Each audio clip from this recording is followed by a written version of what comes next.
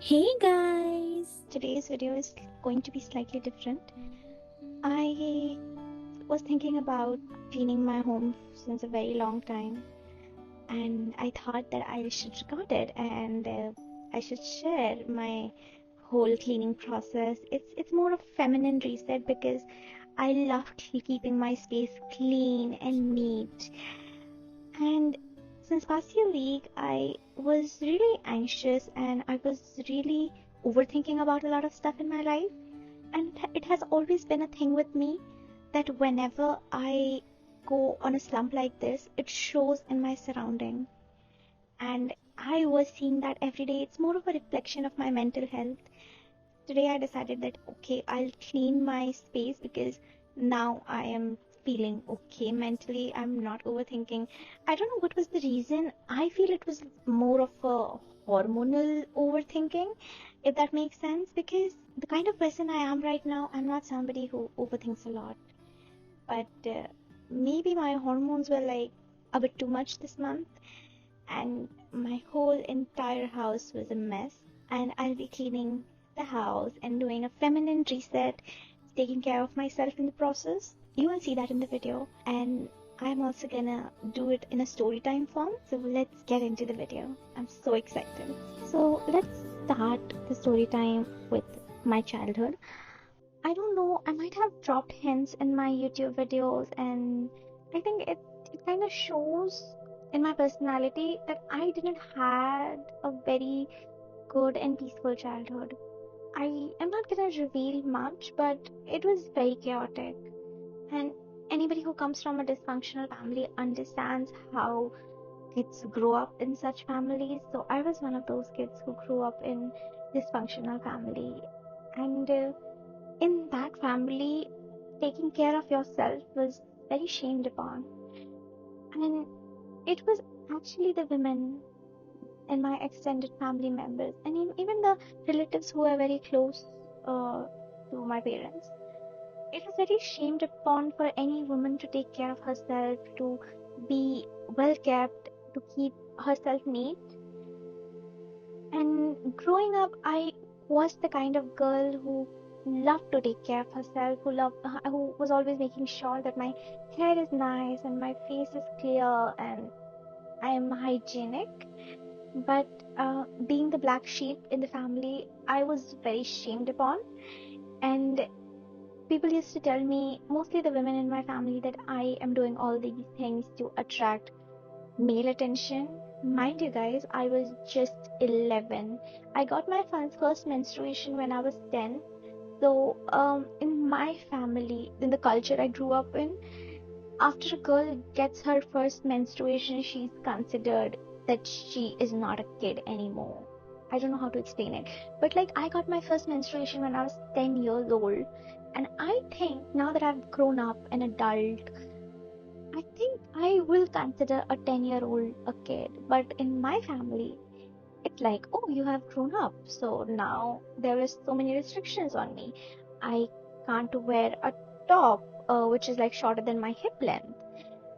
If I wear jeans, I'll have to wear tops which are like really, really long. And I was not allowed to wear dresses. All of my dresses were given to the other kids in my family who were younger than me. So there was a lot of change I was going through that time. And I think that's where the depressive phase in my life started, basically, because um, that was actually the initial moments where I was going through the hormonal changes and puberty and all the mood swings and everything. But the thing is, not everybody understood that, and which is surprising because like people were expecting me to act like an adult woman, like, and don't attract male attention. But the thing is, because I went through puberty so fast in my life, I was attracting a lot of male attention. It started happening from my school, in my class. I think I don't know if I have a whole video of how I was bullied in my school, but I think this was the most one of the most extreme things that happened with me in my school days, that girls in my class started spreading rumors about me that I have started making physical relationship with boys, and that's why my body is growing so rapidly. Because obviously there are, I think kids are not aware of how a woman's body develops, and menstruation is so shamed upon. I was so ashamed of telling anybody, even a girl, that I am going through my menstruation. I think only my best friend knew, and by that time she didn't get her menstruation. So that was a very weird thing. And boys started looking at me in a very weird way. I remember I used to wear, if I was a size XS in my school uniform, the shirt I was wearing was like, I think, large or something. I used to wear things very loose. The kind of things that I did in my childhood days to not attract attention is insane. Like, I never, I purposely tried to make myself look like unapproachable, and I don't want to use harsh words, but like ugly. There was a time I was literally going through stuff in my life and in my, like, during that days, and people were talking about me in my class and every day in school. Like, I used to beg my parents to not send me in school. I was like, by the time I was in that stage, I was good in studies. So I used to tell them that I will study in home, like I'll study entire day. Just don't send me in school. But they were like, no, you have to go to school. And I get it, I get it. But like, I was just too shy to share whatever was happening in my school with me, and how people are treating me in my class. And also, like, I was studying in my school under a certain scholarship, so we were not paying as much fees as the other students in the class. And I didn't wanted my parents to go there and, say that. It was like basically my mentality that, the class people are bullying my child, and I don't want teacher to start holding grudges against me. I think it was basically like a mentality of a child that I was back then, but like I didn't want to put my parents through all that. And I was the kind of person that I'm like, I don't want to be a trouble for anyone. I don't want to be a burden. I don't want to cause trouble. So I was literally handling everything, whatever was happening in my school, by myself, keeping it to myself. I had just one friend. She was my friend for like 10 years. Um, During my school days, I think we fell off when we went to high school, and there was a huge fight that happened, and then we never spoke. But I will never forget how she was with me throughout the school days and throughout the bullying. I wouldn't have been able to go through all that if it was not because of her. She was standing by my side. And the thing is, she was loved. She was the only incidence of her bullying where why she's my friend. And she was likable among girls. But it's like she chose to be my friend, and she chose to stand by my side. And I think that's the reason till now in my life nobody was able to take her place. Because no matter what, no matter how rough the friendship was and how bitterly it ended, but the only thing that mattered is like she was with me throughout all that thing. And back to the school story, I was really, really depressed. I used to sit in the class and I was cornered actually. The monitors used to bully me. They used to write my name all the time, even though I wasn't even talking. So the thing is, I used to ask them that why is my name there? And like, am I like talking to myself or something? Because sometimes they used to write name of my best friend, but like her parents came and complained that okay, my child is being cornered. At one point, she stopped getting bullied, and the teachers ended up changing her seat, and that's where my whole depressive era started. Because like the only thing that was holding me sane at that time was like my best friend of that time. So what happened? I was sitting on the last seat and she was on the front seat, like the very first bench, and I was on the very last bench. So I remember moments when I used to beg the class teacher that, can you please make anybody sit beside me? And like just to shame me, so this class teacher was also kind of a bully, because like he was a private tutor of the bullies in my class. So he was also kind of a bully. So he literally told me that okay, go ahead and ask anyone who wants to sit with you, and if anybody wants, I will make that person sit with you, but not your best friend. You can't ask your best friend. And I just announced it in the class if anybody wants to sit with me, and nobody obviously like nobody stood up or nobody agreed. So like I was shamed that see nobody wants to sit with you, so go sit alone. So from my class, my entire 7th and 8th class, I sat all by myself and nobody used to talk to me. And I was forced to go to school. Like I was literally forced that go, we cannot like, and I get my parents that, they couldn't stand my attendance getting hampered, and they were working so hard to uh, for me to send me to school. So yeah, that's the thing. And that this is what all happening was happening in my school, or unwanted male attention from my classmates, bullies from my female classmates, and I was shamed upon a lot, and all the things were assumptions. So all the bullies and all the shaming and everything was just based on their assumption and their perception about the kind of girl that I am. So I purposely started making myself appear ugly. Like I used to, so it was compulsory for all the girls to wear braids. So I used to purposely like wear tilted braids where one braid is like up and one is down, or it's like super back. And I used to wear a lot of oil in my hair so that I don't look approachable and nobody approaches me. And just, I wanted to be the kind of like who just blends in to the shadows and nobody cares. But like the thing is, either I wanted these guys to leave me alone or like just treat me like a normal person. But it was not happening. I was ignored most of the time, which I was fine with to an extent, even though it was kind of lonely. But like, it's the thing is, the kind of attention that I was getting from both boys and girls from my class was not the good attention. I was always picked upon, and always like nobody used to give me their notes. And there was this girl in my class who accused me of stealing her notebook when I clearly asked her that can you give me this notebook? So she was busy gossiping with her friends, chatting with her friends. She just told me, just take it out from my bag. I felt awkward because I was like, can you give it to me? She's like, no, no, take it out of my bag. And she just continued gossiping. So I took it out of her bag. I was like, I'll give it to you tomorrow. She's like, yeah, yeah, yeah. So I went back home and then I felt sick. I got crazy food poisoning. So I didn't go to school for next 3-4 days, I guess. So I was so worried about her nose. So at that time, my youngest sister, who's like 8 years younger than me, she was very young. So what she did, she picked out that notebook along with a lot of other my book. She drew some weird stuff.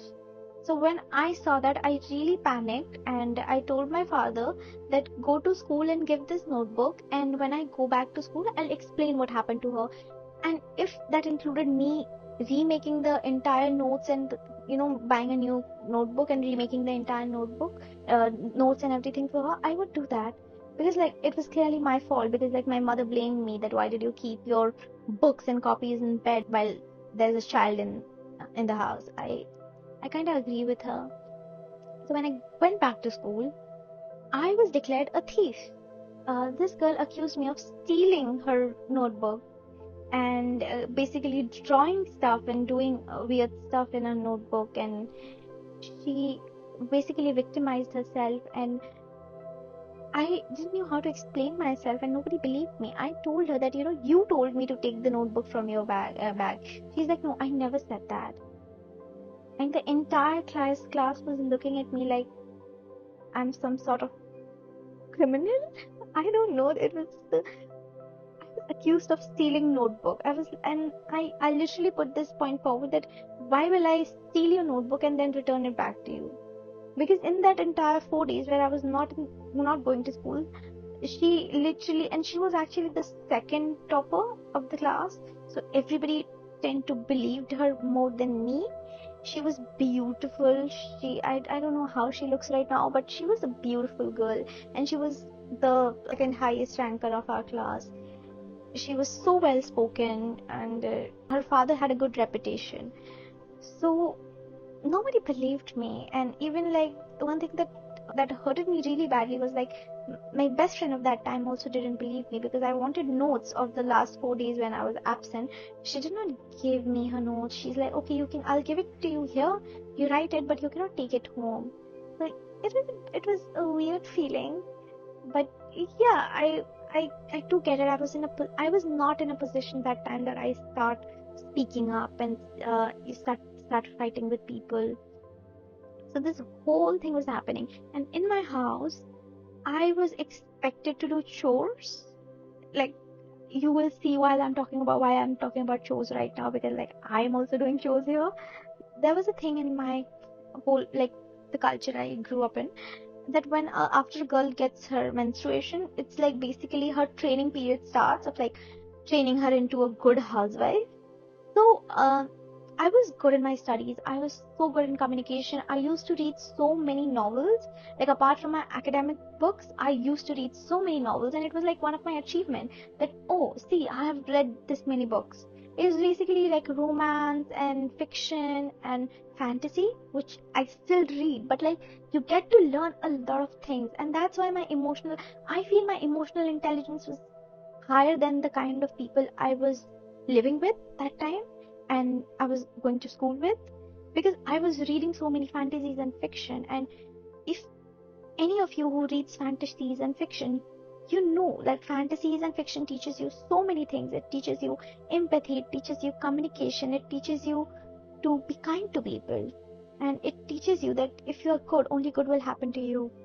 No matter if you go through hell, but at the end you'll have your happy ending. So I was living in that delusion. So that's not considered an achievement in my home. I was compared to girls of my age who are like basically who cooks well, who does all the household chores alone, and who gives their mother a rest and cleans well, take care of their brothers and sisters. So those were the girls I was compared with. It was like it came as a shock when I came across people who told me that their parents compares them to like the topper of the class or like the brightest kid in the family. But like I was compared with the most obedient girl that they had in mind. That okay, she cooks well. See, she cooks all the food by herself. She washes all the dishes by herself. She gives her mother rest. I think one thing that saved me and like I survived my childhood because I was so good at scheming. I know it might sound funny, like a 11-year-old or 12-year-old, you're thinking that okay, a 11-year-old or a 12-year-old is scheming something, but yeah, because I used to read a lot of fantasies and fiction, I was good at scheming. So I started scheming that okay, if I like start ruining stuff, I will not, nobody will ask me to do stuff, and like I would get time with myself, because like once I start doing stuff, then I will be expected to do stuff. And I was a child and I wanted my time to study, to read, and basically to do all the teenage stuff. I was not allowed to go out, let me tell you guys. I was not allowed to go out because like somebody put this thing in my parents that your daughter is just too pretty. I don't think so I'm that pretty. I feel that I'm pretty, but I don't think I'm that pretty. Like somebody will abduct me and then or like manipulate me into marrying them. I was a kid, but like somebody put this thing, one of the family members put this thing in my parents' head that your daughter is so beautiful. If you don't keep her well, she's gonna run away, or somebody's gonna manipulate her into like marrying that the other person, whatever. So I was not allowed to go out, and I was not allowed to even make friends because like there were so many times I called my best friend in my home.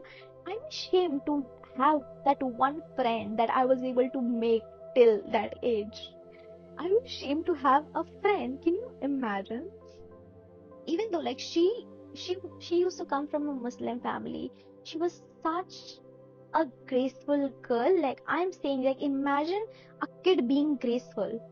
That was my best friend. She was so graceful. She used to keep herself so well kept. She was so, and the thing is, she was so modest. If we are using that term, that oh, that our children might get into some bad influence, but like she was a better influence than me because she was so well groomed. She was good in studies.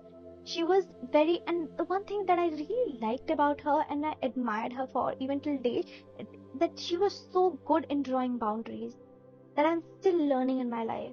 But she was just so good. If it was no, she used to say, no, I cannot do that. And now in my life, I'm learning all these things. I think her parents raised her so well. So there was no way of me getting into any bad influence because, like, she was the good influence in my life. So yeah, I used to call it in my home, and I used to feel very embarrassed because my whole home was really small. We like had one RK room, which was like most of the time it was messy because like I had my younger sister who was a child that time. She was such a messy kid. So I used to take care of my younger sister. The only condition I was able to call my best friend in my house, like I will take care of my sister and give my mother some rest while she's there, and like even after she goes, I'll just take care of the sister of my sister. So, and the thing is, she was so accepting towards like my home and the background I come from, because I was really insecure about my background. Now I'm not. Now I can openly talk, but like that time I was. And she used to, so our home, she used to have as large rooms as like the entire floor I was living in. Not just my room, but the entire floor. So in the floor I was living in, there were like two other rooms and a veranda. So when I went to her house, like her entire room was like as big as the floor I live in, which was huge. And she she never like saw it in a bad way that okay, your house is small, I'm not gonna come there, so you come to my house. No, she used to come and she used to sit with me, and used to spend so much time together. So I love her for that. But coming back to my relatives, I was literally like, there was a training going on in my childhood where people were literally like training me to do better in my life, to do household chores. So I started messing things up. Either I used to burn, and it was all intentional.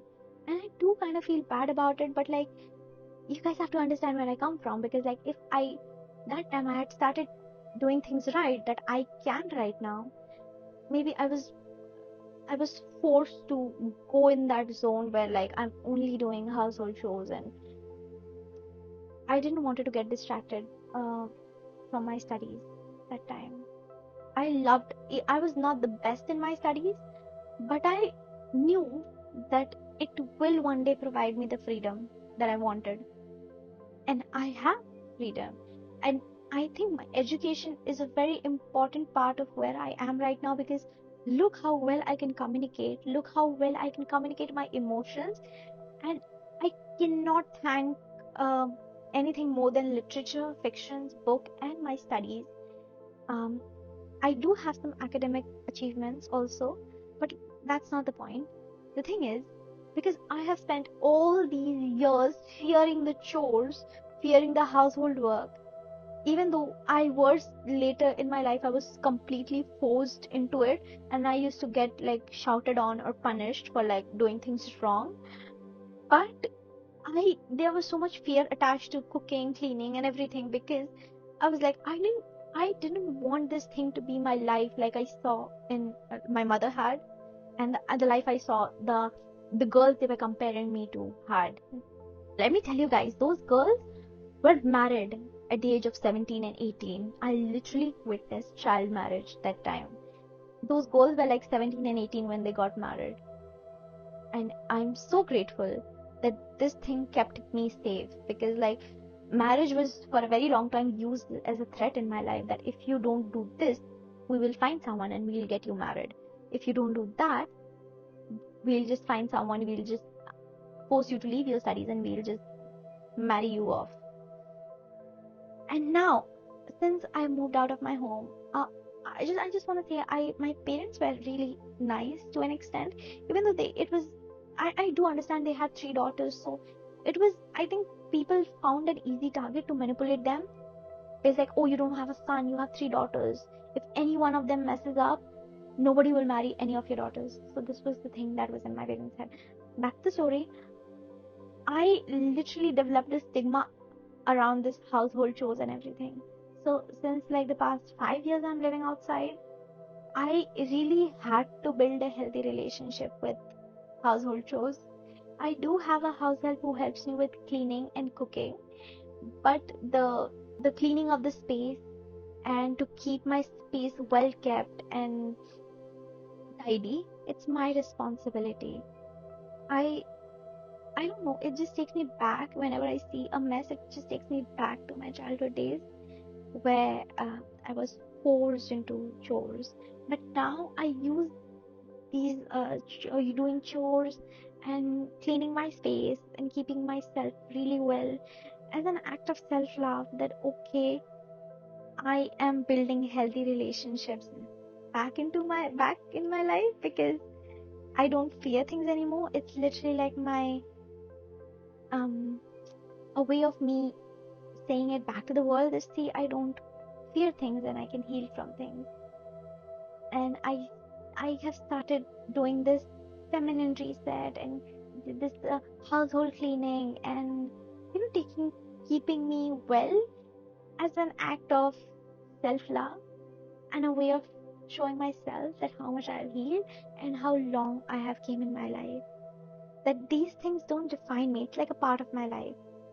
Like, and I won't be shamed if I don't do it, but like I have a choice if I have to do it or not.